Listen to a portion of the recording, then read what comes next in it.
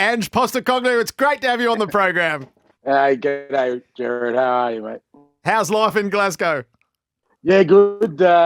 Cold, dark winter's night here, mate. So rugged up, and yeah, no, it's good. Enjoying life, enjoying the sort of football at the moment, and yeah, all going well. It sounds like you're winning the fans over.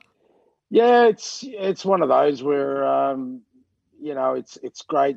To be fair, they've embraced me pretty much from day one, which wasn't an easy proposition. I was literally an unknown, but I just get the feeling that, or I got the feeling anyway, that Celtic supporters were not going to be told who they're supposed to embrace and who not to. So the more people were kind of painting me as this unknown that shouldn't be where I am, the more they took personal offence to it and said, no, he's one of ours. And yeah, they've embraced me from day one, and it's equally humbling because I know that I've yet to sort of achieve what I wanted to truly sort of embrace it myself. But at the same time, hugely motivating, because if we do have success, it should be some special times. It's been an inspiring 6 months to observe, and I know it happened quickly. Just the idea of coaching a big European team versus the reality, and it was something that had been in your mind for a while. What's your your top line on how it measures up to what you thought it would be? Like you said, I've just had this seed in my head for such a long time about being in this position that finally being here, it kind of fits. I feel comfortable, but that's not to say, like you said, 6 months. I wouldn't have a clue how long I've been here, to be honest. The time has become totally irrelevant because from the moment I sort of started, it's just been pretty much full on, every day. And that's the bit I've loved. I mean, I've always wanted to be in the center of that sort of chaos and intensity, and it's kind of what I've been craving my whole career. And to be in the middle of it, it's all I expected and more. But at the same time, it feels like a good fit. It's what I've almost been preparing myself for. Is it? So I imagine it's overwhelming. Having been a couple of times to England and just seen how football operates, and then I guess comparing it to AFL here. But is it frenzied? How intense is it? Yeah, it is on another scale, and even sort of compared to England. I mean, the situation in Scotland is further amplified because like in an AFL context, it'd be like Melbourne having only Collingwood and Carlton, and that's it. And every day somebody would have to be talking about one or the other. There's no other clubs to talk about. There's nothing else to talk about. So it's literally a daily sort of influx in your in tray of news stories from either side. Now, in reality, not much happens in 24 hours, mate. But you'd be amazed what comes out in that cycle, because it's just all people want to talk about. So it is, they call it a sort of fishbowl and a cauldron. It is all of that, absolutely. But at the same time, as I said, for somebody like me who was seeking it and wanting that, and at times getting frustrated by the fact that not that I wasn't in the center of attention, but what I was doing wasn't the center of attention. I'm enjoying it. What does it do to the magnitude of game day, sort of the environment, but also the consequence, I guess, that sits on it? Yeah, massive. I mean, it's a club that expects to win every game, and that's not a cliche. That's the reality. So we had a pretty good month where I think we had 6 or 7 games. We won 6, drew 1. The focus was on the game we drew, because we drew at home 0-0 against Livingston, and we missed a penalty in the last minute, and everyone's kind of ruining the fact that we dropped a couple of points, and that's the reality of it. So there is massive consequence on every game, and the tightness of the premiership battle, and even every game you play has consequence. So whether it's in Europe or we've got the cup semi-final coming up on the weekend, it's just so much significance around it, and you got to be on your game every day, every game we play. If you took us back to May, Ange, how rapidly did it happen? How quickly did it pop up on your horizon, and how instant did your decision making have to be? It was a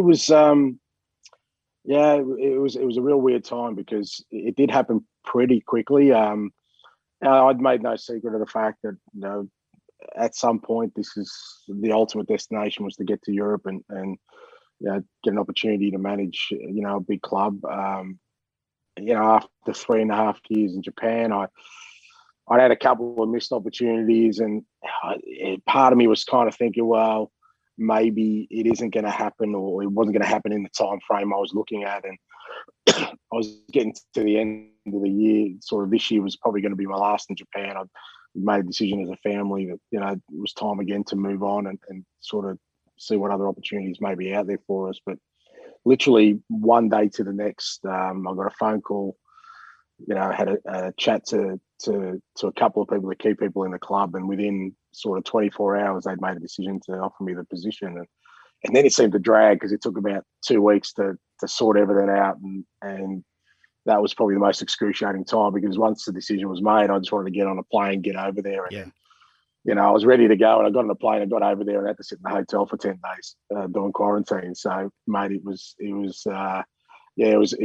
frustrating at the time, but it happened real quickly. And I guess it's one of those things. I guess my whole career, things have seemed to go that way. Just sort of timing and circumstances seem to present themselves where my career takes a turn like that. And it was Celtic, so it's one of the iconic clubs of football around the world. Did it thrill you when it was Celtic that was offered?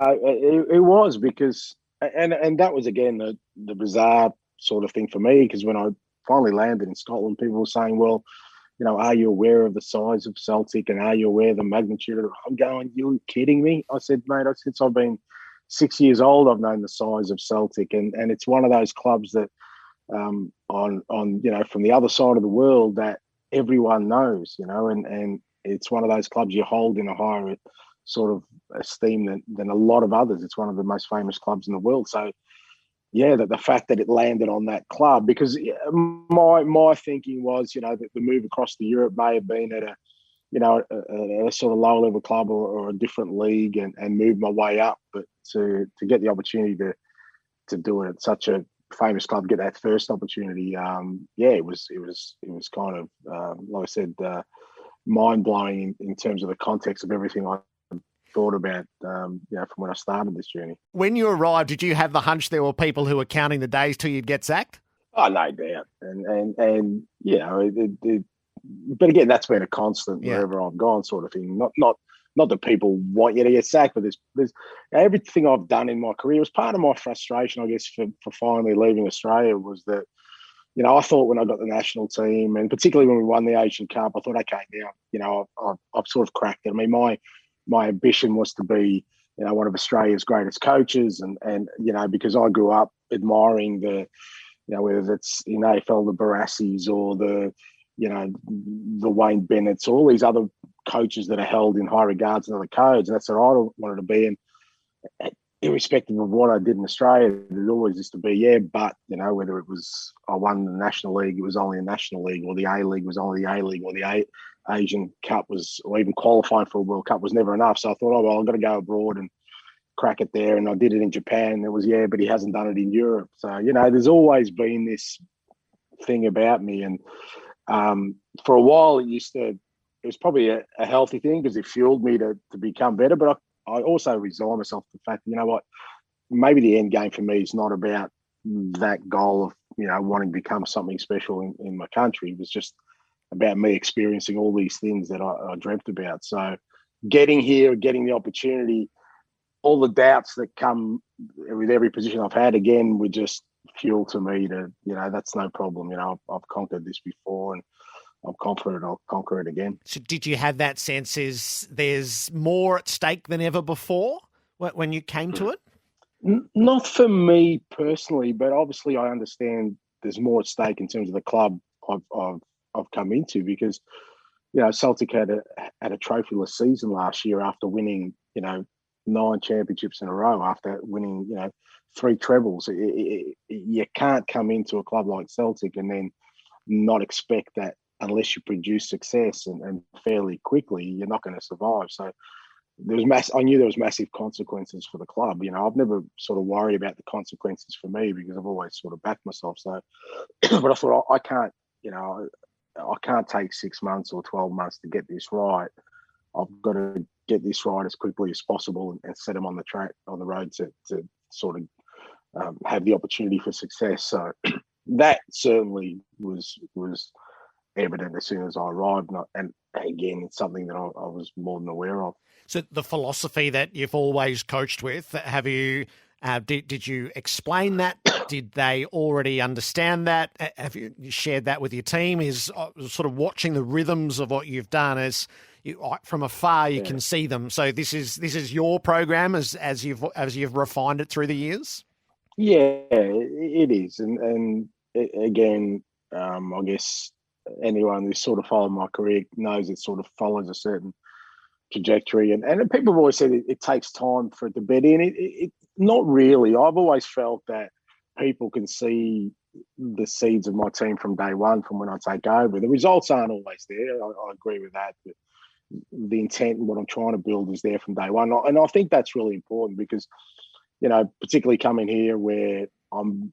As I said, most people, to be fair, probably had to Google who I was, check my Wikipedia page, which I don't know if it's up to date or if it's full of facts or not. But I knew that what I said, was going to be significant, but more importantly, what they saw was going to be of more significance. And I said to people, I literally, I came here on my own. I didn't come with a whole crew of staff, and I had to make people believe in me rather than what I was going to do or what I was saying. And the best way for them to believe in me was that the actions, sort of supported the words. So from the first game, we tried to play the football I want to play. And to be fair, the players and the staff have been great. They've embraced it. I haven't had really too much resistance at all, which has helped the process. And I think as we've become more consistent and the results have followed, that just accelerates that belief and growth. How eclectic is your roster at Celtic, Ange? Yeah, look, having worked in Japan and sort of, having worked at national team level, even when I worked in Greece, I got an understanding that, people are different cultures, different demographics, different upbringings. So, coming here, obviously, I think we signed 12 players. So it's been a massive change in a roster in one sort of transfer window. And they've come from all over the place, Europe, the UK, obviously Kyogo Furuhashi from Japan, who's done really well for us. So it's a group that, again, probably having thrown them together, have found a real good chemistry and bond because they've had to rely on one another in many respects and gel pretty quickly. So, it's a good group. It's a group that I think I can grow over the course of this year and beyond. You spoke to us about the language barrier in Japan and how you negotiated that. We were wondering, what's the language barrier like in Scotland? Just as difficult sometimes. I can tell you when I'm sitting at the dinner table, the staff are talking. Sometimes I just don't say anything. I think they're wondering whether I'm not interested in the conversation, but I've got no idea what they're talking about half the time. So it is different, but that I have sort of a little bit been liberated because it was constraining in Japan, just from the point of view of I couldn't have one-on-one conversations, whether that's with a staff member or a player. I needed an interpreter there, and yet you kind of miss that connection. So, it certainly disciplined me being in Japan because I had to refine my messages, keep them simple to get my point across. So having the opportunity again to sort of just connect with people, particularly the players, on a one-to-one basis has been, it's been pretty liberating. I've enjoyed it. And look, they're a funny bunch, in terms of their humour. They're probably the most friendly people in the world. I said yesterday to the press, I said, what's the difference between, say, Japan and even Australia and Scotland. I go, well, here in Scotland, literally, I meet people in the street, and within 2 minutes, I've been invited over for a cup of tea or dinner, into their houses, So they're just a very, very friendly people. So it's been a fairly tumultuous time in Scottish football. So what have you, Rangers, so the bitter rivals, Steven Gerrard, how's that played out over the past couple of days? Yeah, well, it's thankfully it's been quiet on my front, Yeah. which has been good. So they're focusing over there, and again, as I said, it's one club or the other every day in the news. So obviously, the focus is on them now and getting a new manager. Look, I think what I've tried to do is really, because you can get distracted by these things, and trying to focus on us and make sure that we keep building what we're trying to do, because the reality is that whether it's, obviously they're going to have a managerial change, but there's a story every day. And I think if you get distracted by those kind of stories, you lose focus on yourself. So it takes a discipline, because sometimes you want to react and you want to say, well, what's going on, with the other clubs or what's going on around different areas. But the key is to focus on ourselves. And yeah, there's a lot of noise, but as I said, that's allowed us to just sort of stay firmly focused. We've got a massive game on Saturday, semi-final, of the League Cup at Hampden, which is going to be pretty special. They tell me, a semi-final or a final at Hampden is a special day. So we're really looking forward to that. So I guess you spoke about silverware and the club's rich heritage and its craving for it. So is the League Cup the first chance? Obviously, you've got Europa going. You're within 4 points of the championship, but is the League Cup really come into vogue now? Yeah, that's kind of the first chance you get for silverware. And as I said last year, the club didn't win either of the cups and didn't make the final. So the opportunity to get to a final is a massive incentive. 4 days later, we played Bayer Leverkusen in the Europa League, which is Europa Cup, which is also a massive game for us, because if we can manage to get a result, keeps us alive in that competition. So, they're all big games. And I think what I've sort of been most proud about with the players is that I knew we'd have a rocky start and we'd be a little bit inconsistent. It would take us a while to settle. We stayed resilient through that to give us an opportunity to get to this point where we're still in all three competitions. We're still in a good spot where, we could have got knocked out of the cup early when our results weren't great, or struggled in Europe, or fallen, further behind the league. But this last sort of 5 weeks has really given us a platform to say, okay, well, we've given ourselves an opportunity now to create something special. So, as I said, we've got 11 games between now and when we play Rangers on the 2nd of January. So it's a pretty big sort of 6 weeks for us. Yeah, it is. Has it, we spoke about the idea of Europe and the reality. Has the taste of it, is this it? Is this sort of your long term now to coach Celtic, to stay in Europe and to see where this part of the journey might take you? Yeah, absolutely. I mean, I'm pretty good at not looking too far ahead and understanding that, if I don't do this role well, there's no point thinking about the future. But yeah, this is where I've always wanted to be in terms of where I want to challenge myself. I've always believed I can coach at the highest level. I would back myself against anybody. The biggest obstacle I always had was my passport, and that the fact that I was in this game, in my game, being an Australian was more of an impediment than an advantage. So being here now, I'm not going to let that slip. I'm going to sort of everything I had, the ambitions I had in my head in terms of my coaching career and what I want to achieve. Well, it's at my doorstep now, and I'm determined to make the most of it. Oh, we're following almost by the game at the moment. A couple of times a week, it's in the papers. It's a big deal. We all feel like we've got a stake in what you're doing. Can you sense that from home? Yeah, I can. Obviously, I've got my close friends there I've grown up with who follow my journey. But I've linked in with some people over there that from different aspects, even some coaches. I stayed in contact with Luke Beveridge and Neil Craig, and we've got a little group going with Brian Gorgon and particularly Brian and Lukey. I don't think they were big football fans, but they're getting a quick education, that's for sure. So I'm enjoying their comments coming through. So, yeah, it's great, mate. I mean, as I said, I had this ambition about what I wanted to be in the Australian sporting landscape, and I couldn't do it while I was in Australia. But, hopefully being abroad and hopefully having some achievements over here makes everyone sort of proud of by following my journey, sort of feel a part of it. Football can take you a long way, Ange. Terrific. It's great to see you. It's great to catch up, and all power to you. We'll stay in touch. Good on you, mate. Thanks, mate. Have a good day.